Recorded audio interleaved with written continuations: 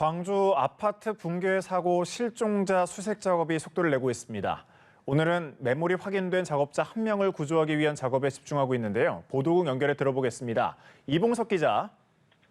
네, 붕괴 사고 현장에선 매몰자 구조 작업과 실종자 수색 작업이 이 시간에도 진행되고 있습니다. 소방당국은 특히 매몰자 1명을 빨리 구조하는 걸 최우선 순위에 두고 있다고 밝혔는데요. 하지만 발견 후 이미 31시간이 지났는데도 신원은 물론 생사도 확인되지 않고 있습니다. 주변에 수많은 콘크리트 잔해와 철선 등이 쌓여 있기 때문인데요. 당국은 어제 오전 구조견 도움으로 지하 1층에 뚫린 구멍 주변에서 실종자 중 1명으로 추정되는 남성을 확인했습니다. 현재 콘크리트와 모래 속에 파묻혀 있어 사람 손가락 끝마디만 간신히 보이는 상황입니다. 다른 실종자 5명을 찾기 위한 수색 작업도 계속되고 있습니다. 무엇보다 투입된 구조견이 반응을 보인 층에 대한 집중 수색이 이루어지고 있습니다. 당국은 어제에 이어 오늘도 야간 수색에 나서기로 했습니다.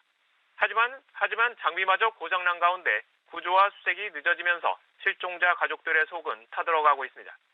실종자 가운데 1명의 휴대전화로 전화를 걸면 어제까지는 통화 연결음이 들렸는데 오늘 아침엔 끊겼다는 안타까운 소식도 들어왔습니다.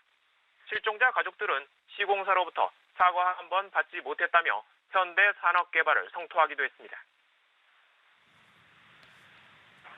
네, 이 기자. 무너진 건물에 기대 있는 타워 크레인이 해체가 시작이 됐는지, 또 오늘 들어온 경찰의 수사 내용도 함께 전해주시죠. 네, 아파트 쪽으로 기울어져 붕괴 위험이 높은 타워 크레인을 해체하기 위한 준비 작업도 시작됐습니다. 시공사 측은 이 크레인을 해체하기 위해 1,200톤 규모 크레인을 여러 부품으로 나눠 어제 오후부터 순차적으로 들여오고 있다고 밝혔는데요. 전담 인력도 광주로 직결한 상태입니다. 이르면 이번 주 일요일에는 조립이 끝날 것으로 보입니다. 그러면 곧바로 타워 크레인 해체와 건물 상층부 수색이 시작됩니다. 이런 상황에서 광주경찰청과 광주지방고용노동청은 오늘 현장 사무소에 대해 전격 압수수색을 했습니다. 경찰은 사고 이튿날인 수요일 타설 작업 등에 관여한 하청업체 3곳을 압수수색했는데요. 하지만 현장 내부에 있는 현장 사무소는 안전상 이유로 출입이 통제돼 그간 영장 집행을 하지 못했습니다. 경찰은 시공사 현장 소장을 입건 조사하는 한편 참고인들의 진술도 확보했습니다. 현장 소장 A씨는 경찰에서 정상적으로 공사를 진행했다면서 건축법 위반 혐의를 부인했습니다. 1차 크레인 고정장치 파손 다음 2차적으로 건물이 붕괴했다는 업체 관계자의 진술도 나왔습니다.